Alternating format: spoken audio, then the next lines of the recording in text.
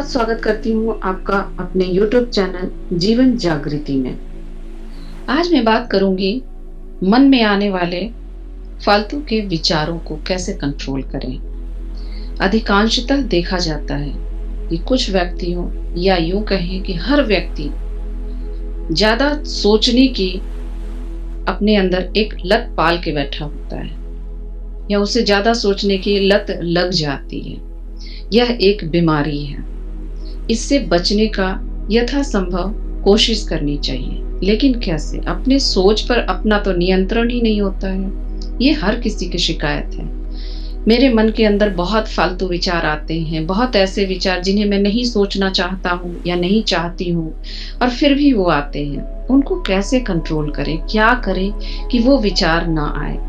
साधना करने बैठते हैं तो भी मन के अंदर विचार आते हैं, कोई पाठ पूजा भी करने चलते हैं तो भी मन के अंदर विचार आते हैं। ऐसे विचार जो अनवांटेड हैं, जिनकी उन्हें उस टाइम सोचने की कोई ज़रूरत नहीं है, या फालतू के विचार जिस सोच से कोई रिजल्ट नहीं निकलने वाला है या कोई भला नहीं होने वाला है। ऐसे सोच हमारे मन के अंदर, हमारे दिमाग के अंदर चौबीसों घंटे चलते हैं।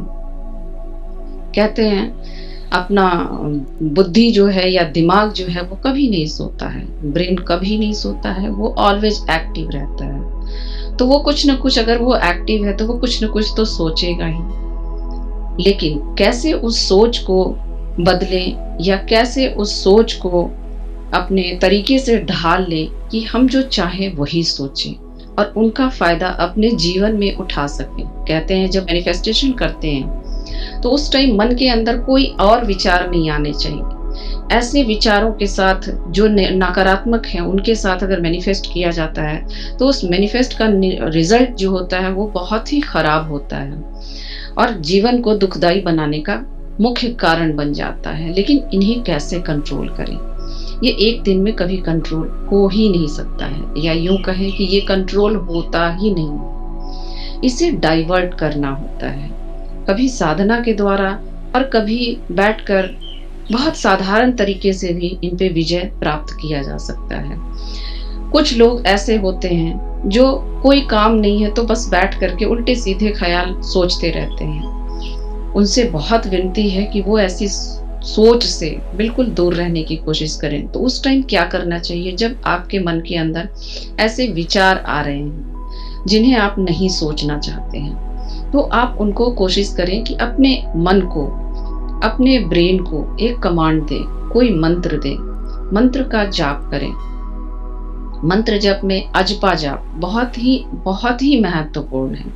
उसकी जितनी भी तारीफ की जाए या जितने भी शब्दों में उसकी प्रशंसा की जाए वो कम है। अजपा जाप जो है वो जीवन को परिवर्तित कर देता है पूरी तरीके से। उसके लिए आपको कोई सा भी मंत्र, जो भी नहीं कोई मंत्र आपको पता है तो ओम नमः शिवाय भी कर सकते हैं।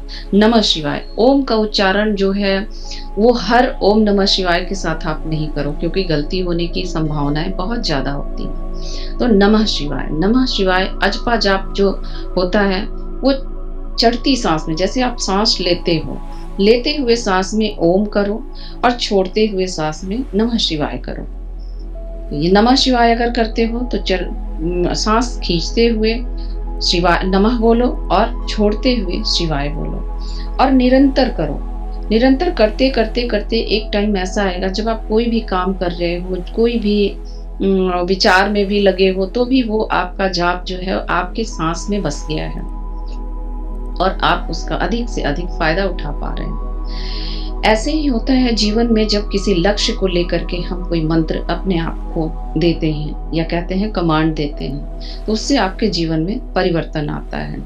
और यही कमांड जो है आपको शांति भी देता है और आपके व्यवहार जो चिड़चिड़ापन आ जाता है आपके नकारात्मक सोच की वजह से, उस पे कहीं ना कहीं आपको अपना कंट्रोल होता है और आप शांति महसूस करते हो और उसके दुष्प्रभाव से आप अपने आप को बचा पाते हो। कहते हैं सोच विचार कर कार्य करना उचित है, परंतु जब निरंतर इसे बार बार सोचते रहेंगे तो एक समय में आप पाएंगे कि आप बहुत गहरी चिंता की ओर चले गए हैं और आपका जीवन इससे प्रभावित होने लगा है और आप चिंता करने लगे हैं। इसके दुष्प्रभाव आपके जीवन पर दिखाई देने लगा है। तो कोशिश करें कि ओवरथिंकिंग से बचें। ये बीमारी है और बहुत गंभीर बीमारी है, और जितना संभव हो सके जब दूर रहने की आप कोशिश करेंगे तो शायद धीरे-धीरे आप इस पे काबू भी पा सकेंगे। और प्रयास तो आपको ही करना है। प्रयास जब तक नहीं करेंगे तब तक संभव नहीं है कि आपको रिज़ल्ट मिले। तो मैं उम्मीद करती हूँ कि आप इन विचारों को अपने आप से दूर करके, या यूँ कहें ओवरथिंकिंग से दूर करके, अपने आप को एक बीमारी से बचा पाएँगे। इसके बाद मैं बताऊँगी कि हमारे जीवन में साधना क्यों ज़रूरी है, साधना हमें क्यों करना चाहिए, और साधना करके हमें क्या फ़ायदे होंगे। क्या साधना करने के बाद हमारा जीवन बिल्कुल पूरी तरीके से परिवर्तित हो जाएगा, या मैं जो चाहता हूँ या चाहती हूँ वो संभव है साधना के द्वारा? मैं ये बताऊँगी साधना हमारे लिए क्यों ज़रूरी है। Thank you so much.